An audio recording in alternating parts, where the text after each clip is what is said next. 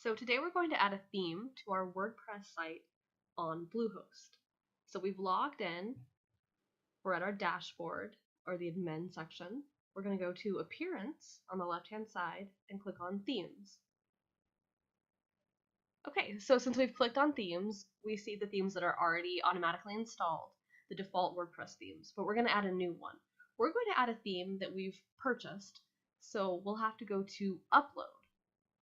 We've already bought the theme and we've already downloaded it to our computer, so now we're going to upload the theme. So we'll hit Upload Theme, choose File,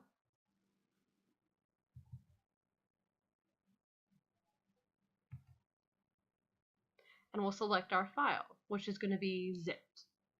We'll hit Open, and then we install now. And we get a message saying that the theme installed successfully. There's one more step we have to do, which is Activate. So we click on Activate, and our theme's been installed.